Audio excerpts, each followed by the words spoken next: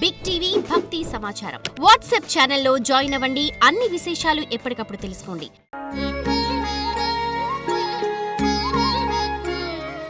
ఓం శాంతి. నమస్తే. శ్రీమద్ భగవద్గీత సర్వశాస్త్ర శిరోమణి. ఏ గ్రంథానికి కూడా లేనటువంటి ఒక మహత్కరమైనటువంటి బిరుదు భగవద్గీతకుంది.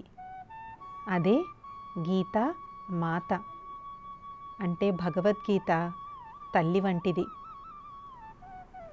స్వామి వివేకానందుల వారు 1893లో అమెరికా దేశం వెళ్ళినప్పుడు అక్కడ ఉన్నటువంటి ఇతర మతస్థులందరూ కూడా ఎలాగైనా స్వామీజీ వారిని అవమానపరచాలి అని చెప్పి కావాలని ఏం చేశారంటే వాళ్ళ ధర్మశాస్త్రాలన్నీ మీద పెట్టి భగవద్గీతను మాత్రం కింద పెట్టేశారు.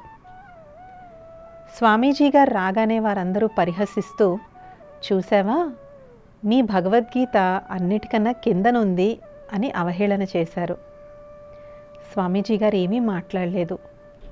కేవలం మౌనంగా వెళ్ళి అన్నిటికన్నా కిందనున్నటువంటి భగవద్గీతను కొంచెం జరిపారంతే. దాన్ని జరపడంతో మీద ఉన్న ధర్మశాస్త్రాలన్నీ కిందకి కుప్పకూలిపోయాయి. ఏదైతే సత్యం ఉందో దాన్ని మాటలతో అవసరం లేకుండా ఎంత సూక్ష్మంగా వివేకానందుల వారు భగవద్గీత యొక్క మహత్యాన్ని తెలియచేశారు.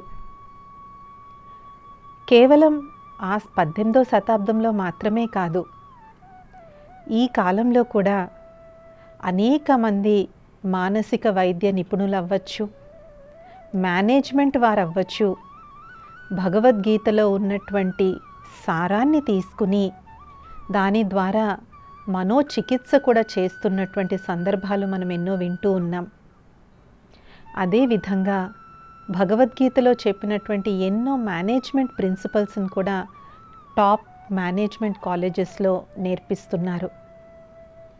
ఇది కేవలం భారతదేశంలో మాత్రమే అనుకుంటే అపోహే. ఎన్నో పాశ్చాత్య విశ్వవిద్యాలయాలు కూడా భగవద్గీత మీద రీసెర్చ్ చేసి భగవద్గీత ఆధారంగా వాళ్ళు తమ మేనేజ్మెంట్ కోర్సెస్ని తయారు చేస్తూ ఉన్నారు. అలాగే ఒక కుటుంబంలో ఒక వ్యక్తికి మృత్యు అనేటువంటిది ఎదురుపడినప్పుడు కూడా మనం అక్కడికి వెళ్ళినప్పుడు అక్కడ మనకు వినిపించేదేంటి? భగవద్గీత వినిపిస్తుంది. మృత్యు అనేటువంటిది అన్నిటికన్నా భయంకరమైన పరిస్థితి. అలాంటి పరిస్థితుల్లో అయిన వాళ్ళు, కావలసిన వాళ్ళు, ఆత్మీయులు కూడా మనల్ని ఓదార్చలేకపోతారు. కానీ ఆ సమయంలో శ్రీమద్ భగవద్గీతను అక్కడ పెట్టడం వల్ల అక్కడికి వచ్చిన వారందరూ కూడా గుండె నిబ్బరం చేసుకోగలుగుతారు. ఇలాగ మనం భగవద్గీత యొక్క మహత్యాన్ని చెప్పుకుంటూ పోతే ఎంతసేపైనా మాట్లాడుకోవచ్చు. మరి ఎందుకు ఈ గీతాశాస్త్రానికి అంత మహత్ అనేటువంటిది ఉంది? ఎందుకంటే గీతలో భగవాన్ వాచ అనేటువంటి సుందరమైనటువంటి అత్యంత విలువైనటువంటి మహావాక్యం ఉంది. స్వయంగా ఆ పరమాత్ముడు, నిరాకారుడు, భగవంతుడు ఉచ్చరించినటువంటిది భగవద్గీత. అందుకనే మనకి గీతాశాస్త్రం అంతట్లో కూడా భగవాను వాచ, భగవాను వాచ, భగవాను వాచ అని మనకి చూస్తూ ఉంటాము. మరి స్వయం భగవంతుడే చెప్పినటువంటి ఈ గీతాశాస్త్రము మరి ఎంత విలువైనది కదా. ఎందుకంటే భగవంతుడంటే సర్వశక్తివంతుడు, సర్వోన్నతుడు, సర్వమాన్యుడు, సర్వాతీతుడు, అజన్మ, అభోక్త. ఇలాగ భగవంతుని యొక్క ఎంత మహిమ ఉందో మరి ఆయన ద్వారా స్వయం తెలియచేయబడినటువంటి ఈ భగవద్గీతకు కూడా అంతే మహిమ ఉంటుంది కదా. రెండవది, భగవద్గీతలో చెప్పినటువంటి జ్ఞానం ఎన్ని తరాలు మారినా ప్రతి తరానికి అందులో ఎంతో కొంత లాభం ఉంది. సమాజంలో ఉన్నటువంటి ప్రతి వర్గానికి కూడా భగవద్గీతలో ఏదో ఒకటి పనికొచ్చేది ఉంటుంది. జ్ఞానయోగం, భక్తి యోగం, కర్మయోగం, రాజయోగం, ఇలాగా 4 యోగ పద్ధతులను కూడా భగవద్గీతలో స్వయం భగవంతుడే తెలియచేశారు. జ్ఞాన యోగము అంటే జ్ఞానాన్ని ఆర్జించడం, భక్తి యోగము అంటే భక్తి పారవస్యంతో భగవంతుడికి అత్యంత సన్నిహితంగా అవ్వడం, కర్మ యోగము అంటే కర్మ చేస్తూ కూడా మనస్సుని బుద్ధిని పరమాత్మయందు ఏకాగ్రం చేయడం, రాజయోగము అంటే స్వయం మీద స్వయం రాజులాగా అయ్యేటువంటి యోగం. ఇలాగ 4 యోగ పద్ధతుల గురించి కూడా ఎంతో విపులంగా చెప్పబడింది భగవద్గీతలో. భగవద్గీతలో ఉన్నటువంటి 18 అధ్యాయాలు మనం తీసుకున్నట్లయితే అర్జున విషాద యోగం నుంచి మొదలు పెట్టుకుని 18వ అధ్యాయం వరకు ప్రతి అధ్యాయం పేరు చివరిలో యోగం అనే ఉంటుంది. యోగానికి యథార్థ నిర్వచనం కూడా మనకి భగవద్గీతలో కనిపిస్తుంది. కుటుంబీకులు గృహస్థులు ఉన్నారు అంటే వారికి కర్మయోగం ఎంతో పనికొస్తుంది. అదే తత్వవేత్తలు ఉన్నారు అంటే వారికి జ్ఞానయోగం పనికొస్తుంది. కేవలం పూజ పాఠాలు చేసేటువంటి యజ్ఞ యాగాదులు చేసేటువంటి వారికి భక్తి యోగం పనికొస్తుంది. మనకి ఎప్పుడన్నా కాన్ఫిడెన్స్ తక్కువయ్యి స్వయం మీద స్వయంకి అపనమ్మకం వచ్చి మనం లోగా ఫీల్ అవుతున్నప్పుడు రాజయోగం పనికొస్తుంది. మనం మీద మనల్ని రాజులాగా చేస్తుంది. కాబట్టి చిన్న పిల్లల దగ్గర నుంచి వయోవృద్ధుల వరకు ప్రతి ఒక్కరూ భగవద్గీత నుంచి ఏదో ఒకటి తీసుకోవాలి.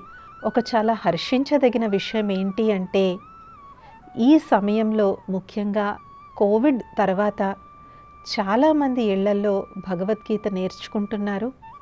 ఒకవేళ వాళ్ళు నేర్చుకోకపోయినా పిల్లలకైనా నేర్పిస్తూ ఉన్నారు.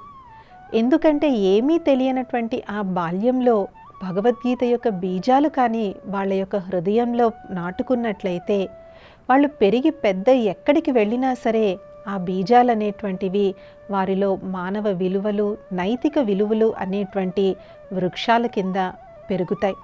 ఎందరో మంది పాశ్చాత్య సైంటిస్టులు కూడా భగవద్గీత అధ్యయనం నిత్యం చేస్తూ ఉంటారు.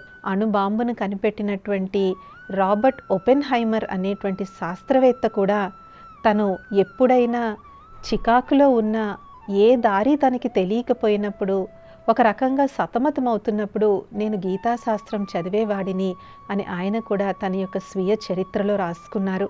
అలాగే భారత స్వాతంత్ర సమరంలో పాల్గొన్న వారందరూ కూడా కర్మయోగులే. గాంధీ గారు ఎప్పుడూ కూడా తనతో పాటు భగవద్గీతను తీసుకుని వెళ్ళేవారు. కాబట్టి భగవద్గీతకి ఏజ్ అనేటువంటిది లేదు. ఇదేదో ప్రాచీన గ్రంథము, ఎప్పుడో పురాతన గ్రంథము అని మనం చెప్పలేం. ఇంకా అద్భుతం ఏంటి అంటే దాన్ని చదివే కొద్దీ అందులోంచి ఇంకా కొత్త కొత్త విషయాలు తెలియజేస్తూ ఉంటుంది మనకది. ఒకసారి చదివాం మనకు అర్థమైపోయింది అని మనం అనుకుంటాం.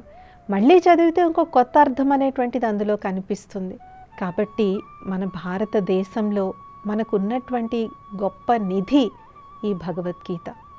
దీని యొక్క గొప్పతనం, దీన్ని మన జీవితంలో ఎలా అన్వయించుకోవాలి, క్లిష్ట పరిస్థితుల్లో వచ్చినప్పుడు భగవద్గీతను మనం ఎలా వినియోగించుకోవాలి అనేటువంటి అంశాలను మనం ఈ యొక్క భగవద్గీత కార్యక్రమంలో తెలుసుకుందాము. వచ్చే ఎపిసోడ్లో ఇంకొన్ని అంశాలతో కలుద్దాం. ఓం శాంతి. నమస్తే. For more videos like this, subscribe Big TV channel.